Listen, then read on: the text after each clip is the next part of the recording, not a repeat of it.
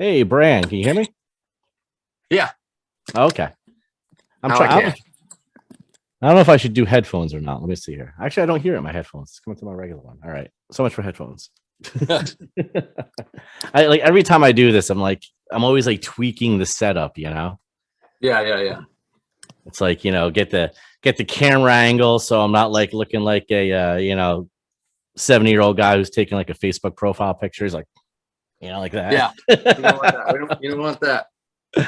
Oh man, so how you doing? You guys got a new album coming out. We do, yeah.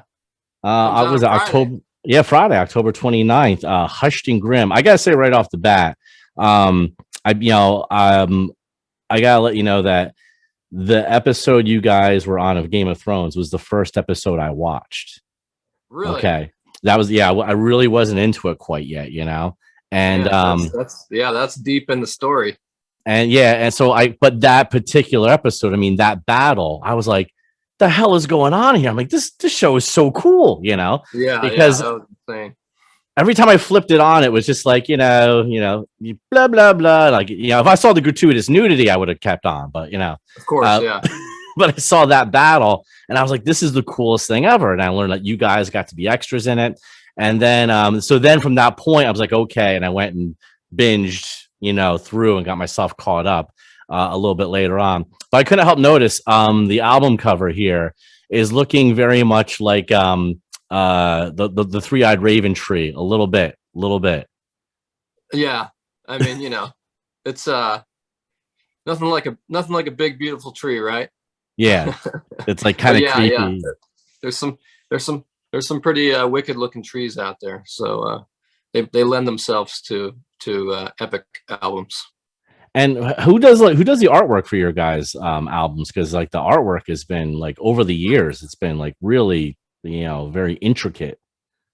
Yeah, we try to pay attention to that, being kids of the 70s and 80s, where you walk in the record store and there's big albums and the covers really I don't know, they always meant something to me. And for a lot of the first records I ever bought were just based on the cover alone. I didn't even know who or what it was going to be, but I remember buying the Iron Maiden Peace of Mind just because it had a monster on it, and I was like, that's going to be cool regardless.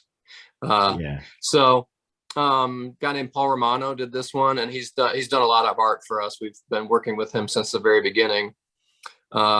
We went with some different people over the years for a few different records. The Hunter was the first one that we did with a different a sculptor that did a wooden sculpture for the Hunter album cover, and then a friend of ours named Skinner did Once More Around the Sun, and then we had a guy named Medusa Wolf. Whoa. Yeah. double epic name there, but he did Emperor Santa, last one. But our friend, amazing artist Paul Romano, and he just he goes the extra mile. He puts he uses all this kind of ancient symbolism and hides all these Easter eggs within the art, so it's really fun to kind of go through it. And this one is like the most that I've ever seen him do. It's you're seeing just the album cover itself is just a center panel of a 9-panel piece that's absolutely massive. The thing is huge, the actual painting itself. So it's this massive tree that goes off into and has different representations of all the different seasons, but it's all really beautifully painted, and it's pretty amazing. So it's pretty cool now too, since vinyl has made such a comeback in the last 5 years or so. Like it's really like it's kind of important now to put albums out on vinyl where you can actually appreciate this kind of artwork now. Yeah, I mean, I think we sort of held strong. We just kept on wearing them bell bottoms till they came back in style. Like you weren't putting any singles out though. Were you putting any singles out? Yeah, that's next. Oh God, yeah, I remember the single. Jeez, stack them up. Yep. But yeah, vinyl is, and I think that for us and for our fan base, they've always sort of been into the vinyl thing. So we've always just had cool vinyl packaging, but it's nice that everybody else joined in. It definitely helps. And now that you guys have been a band together for going over a little over 20 years now, I always kind of like, you see that you read the bios and it's like, they met in Atlanta, but how did you like meet me? Because I went to school in Athens, Georgia.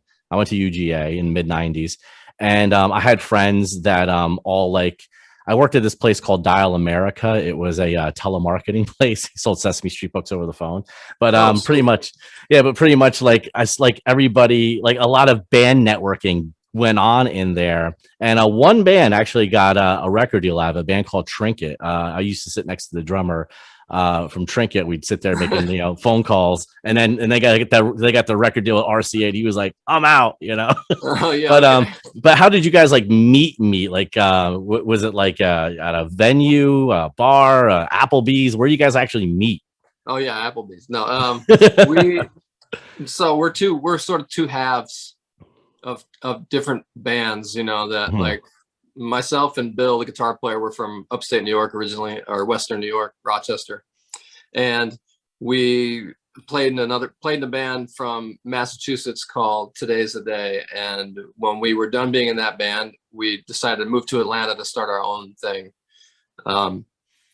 So we moved to Atlanta in January of 2000, and probably 2 weeks later, we went to a house show here in town at this house called the Parasite House, Okay. which was just one of these houses. Everybody in the DIY scene, there's always houses where there's like a basement, and they put on shows there, and they actually book, they book shows and they have shows. It's not just local bands and stuff. It's, national acts will come through and play basements. So a band called High on Fire was playing, and we all liked High on Fire. It's got Matt Pike from the band Sleep as the guitar player. And so Bill and I went to the show. The opening band was a band called 4 Hour Fogger, and that was Brent and Troy's band. Now, I didn't see them play, but afterwards I met Brent. He was wild, and he was like, "Hey man, our band's about to break up. Like, our singer's moving to Austin, Texas, and this is our last show, and let's jam." And I was like, "Wow, okay, yeah." So it was pretty easy. When I moved to Atlanta, I had never been to Atlanta before, and I thought that maybe we were gonna have to put an ad in the paper or something, look for a band to put together. But it really kind of just fell in our laps, and we just met these two other dudes, and we got in a room together and started shredding, and it was like, yeah, Mastodon, let's do it. What was the first thing you guys played? Was it you just like kind of noodling around and just kind of vibing off one another? Or did you like, hey, here's a song, let's do this song and see how it goes? Yeah, Bill and I had a few songs already sort of worked out that we were, gonna have be sort of our foundation for whatever was going to be next. And then Brent and Troy had a bunch of stuff that they already had that they had just recorded with 4 Hour Fogger, but it never came out because their singer left and they disbanded. And so we basically took all those songs, reworked them, and then used the stuff that Bill and I had, and that became what was a genius title, 9-song demo. Sometimes he's got to state the obvious sometimes, Yeah, so we went and recorded we recorded the 9-song demo, and we basically stole some art from Frank Frazetta. Sorry, Frank. And we melded these two pieces together, and we had like these photocopies, and we had CDs made, and there was a website called bookyourownfuckinglife.com, and our bass player Troy was just on there endlessly.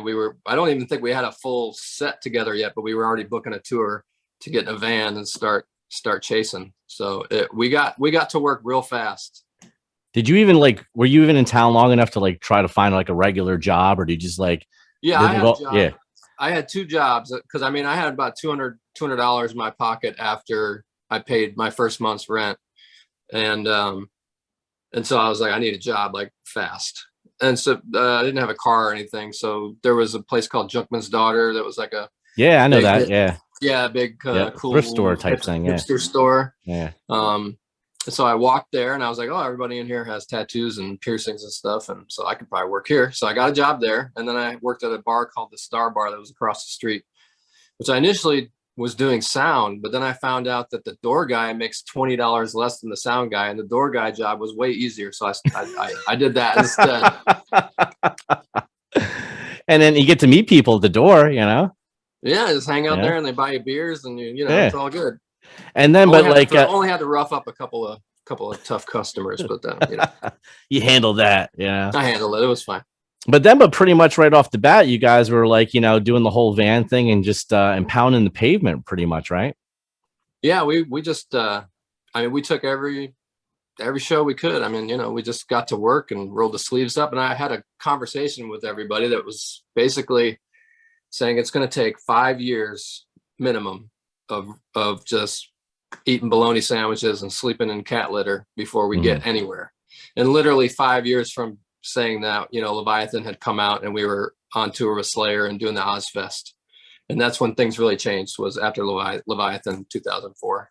What was it like, you know, from going from the van and, you know, playing whatever venue you could, and then all of a sudden Ozfest, you know, and you got your backstage, you know, pass so you can go around. Like, what was it like your first time being at a festival from like that angle? Well, I mean, it was a lot of like really surreal experiences, you know, being summoned to Bill Ward from Black Sabbath's trailer because he wants to hang out with you, and you know, just stuff like that was lots of pinch me moments, meeting the Iron Maiden guys and hanging out with them, and hanging out with Slayer and Slipknot guys, and it all happened kind of fast after our first, you know, 5 years of really, you know, just being in the van. And you know, for me, you know, playing the drums, I would always have to break my gear down afterwards. So by the time I got done breaking down my gear, the two guitar players in my band they weren't able to drive, so I had to do a lot of night driving, me and Troy.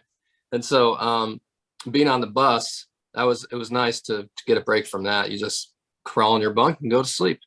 But I mean, man, you know, all those just kind of big sea change for us, going from the van and then all of a sudden we're like in arenas and stuff. And you know, we weren't headlining the arenas, but we're playing with these huge bands, which were our idols growing up, you know, Slayer, Metallica, Iron Maiden, all those kind of bands. And so that was really, I mean, I look upon those days very fondly, and yeah, it was an amazing time. Were you able to like pick up any work habits or stage habits, or like just like day to day on the road stuff from like the other bands? Did you pick up on anything? Of course. I mean, we go back and watch like some of our basement shows, which are, you know, recorded, and I just can't even believe how long it takes to go from one song to the next. There's tuning you know, out loud, and not much banter, just kind of standing around staring like, oh my God, it's like 20 minutes before we played the next song. What is going on? So we learn how to be just like nonstop, methodical, play your set. This is the amount of time you have to do something. You got 35 minutes, 40 minutes, you know, in the beginning, kind of opening for these bigger bands, and really kind of trying to rise to the moment. I just remember seeing Bill and Brent and Troy. Me, I just sit in the back. I'm in the same spot, so I just have to do my thing and just make sure everything's on time. But those guys have a lot more space to explore. You go from a basement to an arena where they have, you know, giant platforms for you to go get on. For some bands, you know, they might be kind of afraid to get up there and be that guy, you know? Yeah. But I remember seeing Brent just like jump up on this. We're in Paris opening up for Slayer and Slipknot. And I just remember during Blood and Thunder, him getting up on this thing. And I was like, yes, you know, it just like seemed like, yeah, we're hanging with these guys, you know, like the audience is eating it up. They're having a great time, and our guys are doing it, you know? So I felt like we had rose to that occasion, and it felt good, you know. Another cool thing about Mastodon too, it's like you're a band that inspired a specific tattoo to your band, and I'm talking about the whale. I know so many people that got that whale tattoo because of you know, your album. And it's kind of funny, like it brings up a memory I had of there was this girl at a bar, and she was like, you know, you can't guess how old I am. And I was like, I bet I can. And I was like, oh, you're 38. She's like, how did you know? I was like, you got Incubus lyrics tattooed on your ribs, you know? So it's like, so it's almost like a timestamp too. It's like you can almost kind of like get when someone got into Mastodon. Yeah. with that tattoo. Now, my question is, did any of the band members have that tattoo? No, we don't. Okay. That's Nobody's it. got that. I think Brent has a Blood Mountain tattoo, Mhm. but it's like it's very specific. It's like a specific design. It's not like the artwork from the album or anything like that. But he's the only one that has a Mastodon tattoo. I don't know why I don't have one yet. I guess I'm waiting. I'm gonna wait 20 more years. Yeah, wait for the right time, So wait for the right thing. So Hushed and Grim come out on Friday. Now with the new album, obviously you guys, as you get older, you progress more, and maybe and I know there's some more like melodic type songs you've been doing in the last few years, and the first single, Sickle and Peace, I was just listening to that earlier, has a little more of a melodic feel to it. But of course this album too, Nick John, of course, your manager, longtime manager, passing away a few years ago with cancer. I know that had a huge effect on your writing and recording process on this, because I've read in some other interviews and whatnot. I just want to get like your thoughts about when it's time to go and do a new album, and you still have a heavy loss, because I don't think a lot of people realize like the manager really is, if you're really tight with a manager, they really are like the whatever members of the band you have, they're that extra member, like they really are part of everything you do. And I say a lot of that loss has come out in this album as well. Yeah, it was destined to. It didn't matter what we did next. The next thing that we did was going to be honoring Nick. And we got really lucky. I mean, I know a lot of bands that their manager, yes, is a very integral part of their operation day to day and all that, but they're not like best friends with the guy. You know what I mean? So we got really lucky, and we had a very kind of it was different. We just had a really close relationship with the guy. He was one of our best friends, and I just called him to shoot the shit pretty much every day. Just kind of, he's just my buddy. I looked forward to talking to him every day because we were friends. And he was also the biggest Mastodon cheerleader, and worked tirelessly to make sure that everything was taken care of for us, and that we had the easiest time to just be able to be creative and go out there and tour and stuff. And he just handled everything behind the scenes. So losing him was just a really tough thing for everybody, for all four members of the band. We all had a unique and close relationship with Nick John. So we knew that anything that we were going to tackle next was it was sort of going to all focus around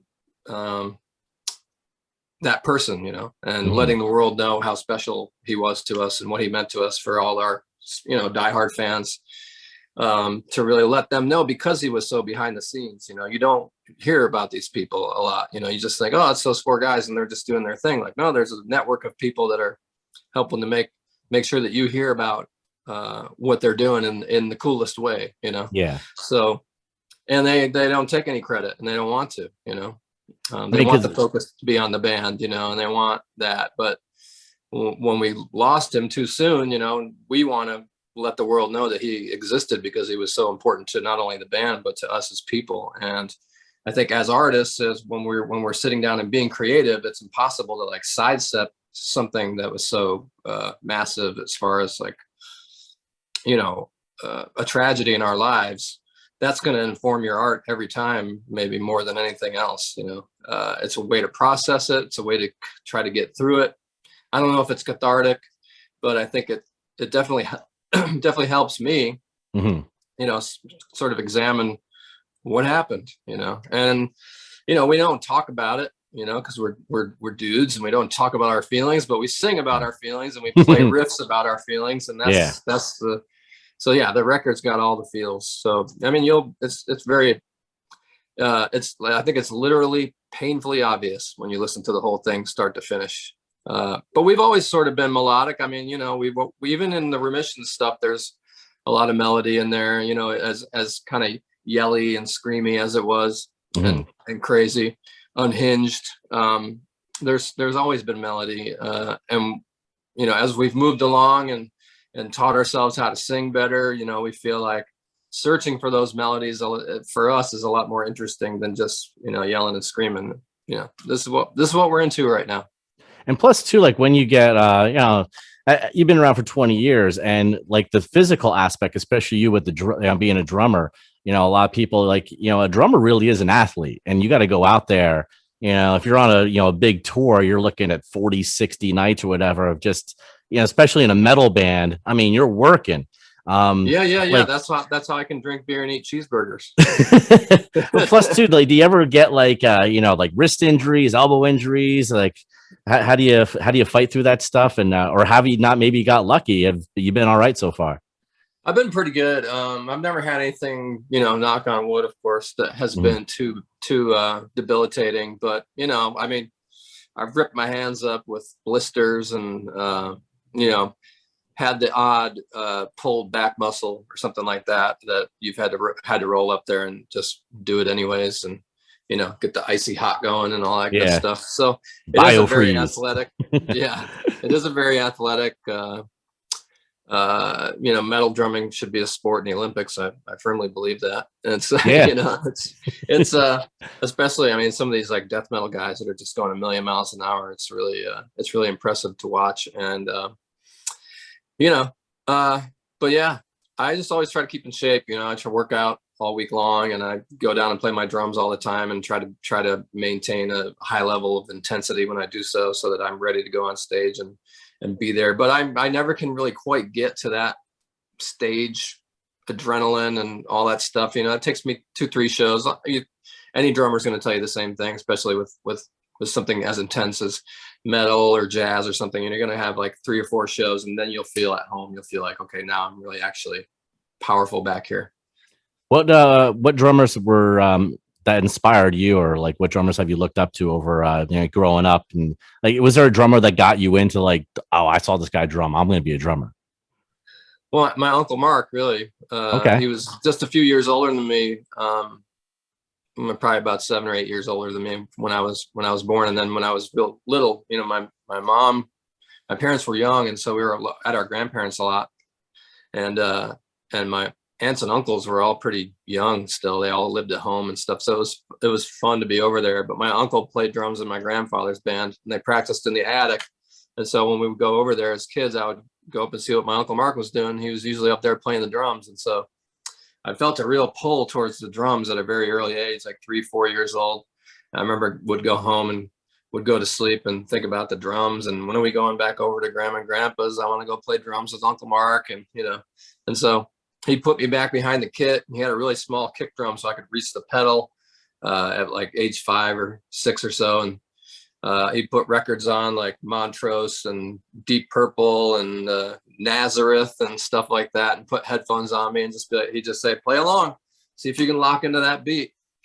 And I would, and then everybody, my family would come upstairs and watch me and take pictures. So there was like that validation, of course, that always Mhm. helps to motivate you to want to continue doing it. Yay, they like me, I'm doing something good. Yeah. So but then later, you know, I'd say, you know, Tommy Lee, definitely when I was like maybe 8 or 9 years old, when Shout at the Devil came out, Mhm. I would play along to that. And then, you know, Dave Lombardo and Nico McBrain and all those metal guys in the early 80s and Lars Ulrich was a huge influence, you know, especially when And Justice came out. I was just blown away by the drumming on that. Like, oh my God, it was so hard to try to replicate it. So yeah, and then later I got into some of the jazz guys like Elvin Jones and Tony Williams and yeah, Billy Cobham for fusion and stuff like that. Now, plus two, like I'm amazed, like because with drumming, like you know, keeping the time is like one thing, and then on top of it, you're doing a lot of singing now too, and you've been singing for a long time, and like how do you like? I don't have the mental capacity, I think, to like sing and then be able to keep time. It's like chewing gum and walking at the same time type thing. It's like, Yeah. you know, how do you like, what do you have like a specific, how do you keep time basically? Like, I know some drummers count in their head. So I'm like, if you're counting in your head, how can you sing too? Like, how does it work? Oh no. I never am counting in my head, I don't think. Only like in the beginning, if there's something that's complex, because I don't know how to read music or anything. So I have to count some stuff. I'm like, okay, that's coming around, like, you know, it's only in the beginning when I'm trying to figure out what a riff that Bill is playing maybe has like an extra piece in there that I need to figure out how to come in on, or if I'm trying to figure out something. So it'll be only in the beginning that I'm counting, that kind of stuff. So I don't know, man. And, a lot of people ask me that question, and it's not really something that it's like either you can do it or you can't do it. I don't know, so I always try to audition it first. If I'm going to dedicate my voice to something on a song, I'll be like, let me go home. Let me try to see if I can actually do it. Okay. Because there are moments where I've sung something and everybody kind of dug it, and then I was like, you guys, I can't do that, like physically. Like the rhythm is going against it, and I don't know, like I tried, I can't do it. For the longest time, I could not do Asleep in the Deep. It just mess with my head, and I could not perform it. But I worked on it for a long time, and I got it to a spot now where I can do it. So I feel happy about that. Like I couldn't do it, and then now I can. So that's cool. Because I was going to ask too, like, how do you guys decide like what parts are being sung by who when you're in the recording process or the writing process? It just depends on. A lot of times the riff will be like, Troy's definitely singing on this, or Brent's definitely singing on this because it's just obvious from the riff, but then other times it takes some auditioning, I guess, from each member, so I'll go give a shot, I'll be like, I have an idea for that part. I'll go out there and do it. And then I might come in and everyone's like, I'm not feeling it. And I'm like, okay, well, so you kind of have to not really have an ego. And you have to not have your feelings hurt, basically, by that. So basically it's just like, here's a song, let's all take a crack at it and see what kind of works the best. And if people aren't feeling it, you really just need to say goodbye to it. And sometimes you'll be really married to something. You'll be like, oh no, but I really feel like that's it. And then, if the other three guys are telling you no, then you kind of got to listen. Well, I won't keep you too much longer. I know the Braves are on tonight. I don't know if you're a big baseball fan, but I've root for the hometown team. We had a party the other night when they made it over the hump there finally, and everybody was super excited over here. So we'll be watching tonight. All right. Well, I want to thank you so much for taking some time with us here at 103.7 WMGM Rocks, and I guess next up is we'll just be waiting on the tour dates coming down soon, perhaps. Yeah, well, we're doing the tour with Opeth. The first leg it's a few weeks long, and so we're just going to try to get through that without any COVID terribleness, and then we're setting up for the leg after that, probably at post holiday. So there'll be more tour dates to come soon for a second leg of that. All right, Brann. Well, thanks so much for hanging out with us today, and look forward to the new album. It's out Friday, Hushed and Grim, and see if you see the three-eyed raven tree like I see it in the Awesome, man. All right, man. Have a great day. Thanks a lot. Thanks, you too. All right, take care. Later.